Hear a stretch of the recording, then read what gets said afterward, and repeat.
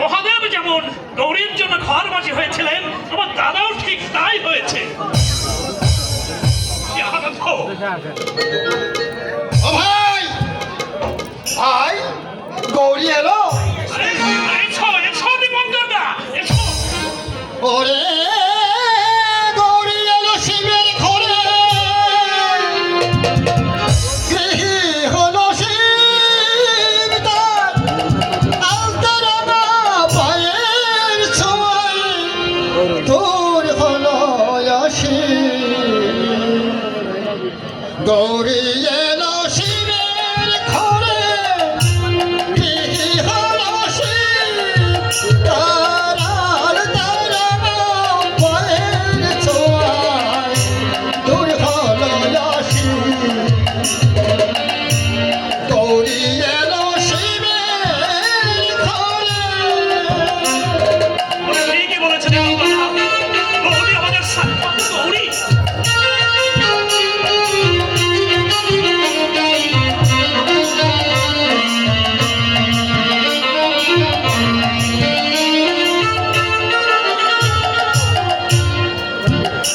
ও তার রূপের ছটায় ভুবন আলো, সেই রূপেতে ভোলা ভুলল।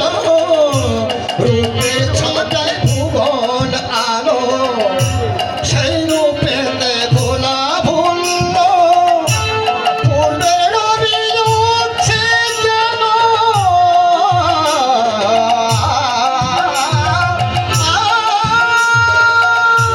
রূপের সূর্য উঠছে যেন তার কপালে দূর হলো গৌরী এলো শিবের ঘরে, গৃহী হলো শিব আর তারাঙা পায়ের ছোঁয়ায়, দূর হলো অসীম। গৌরী এলো শিবের ঘরে। বলেছি তো, তুমি ঠিকই বলেছো দীপঙ্করদা, গৌরী আমাদের সাক্ষাৎ গৌরী। হ্যাঁ হ্যাঁ, সাক্ষাৎ গৌরী বলে তো অতনু যে আবার ঘরবাসী হবে। আচ্ছা, এখন আমি চলি রে, এই সময় ধরা চূড়া খুলে ফেলে এসে একেবারে বউ ভাতের নিমন্ত্রণ খেয়ে। আরে ও বাটিলো, এই ঠিক মতো পরিবেশন করিস, দেখিস কেউ যেন হাত পেটে খেয়ে উঠে না যায়। তুই যে চিৎকার করে বাড়িটাকে মাথায় তুললি শান্ত।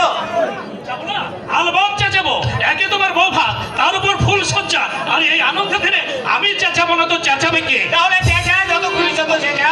শুধু চেঁচাবো না, কাজকর্ম মিটে যাওয়ার পর ওই ছাদের উপরে গিয়ে গলা ছেড়ে গানও গাইবো। কেন কেন? আনন্দে ঘরে বৌদি এলো, তার রূপে ঘর আলো হয়ে গেল, হাসি খুশিতে ভরে গেল আমাদের ছন্ন ছাড়া সংসার।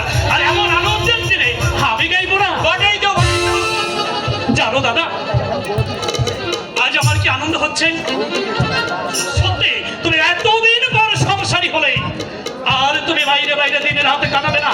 যেখানেই যাও না কেন, সন্ধ্যের আগে আমার লক্ষ্মী বৌদির কথা মনে করে ঠিকই তোমাকে ফিরে আসতেই হবে। নিশ্চয়ই হবে। আমি তোকে কথা দিচ্ছি শান্ত, আর আমি জুয়া খেলবো না, মদ ছোবো না। ও হ্যাঁ, ভালো কথা। তা তুই তোর বৌদিকে কি দিলি? এক শিশি আলতা। আলতা? আলতা আমি কলেজ যাবার সময় বৌদি যখন ওই আলতা পরে আমার সামনে এসে দাঁড়াবে, তখন তার ওই রাঙা দুটি পায়ে প্রণাম করে বলবো, কি পাইটি আর বৌদি, পায়ের আলতা করে রেখে গো আমায়, সীতার লক্ষণ আমি ভুলো না দেবরে।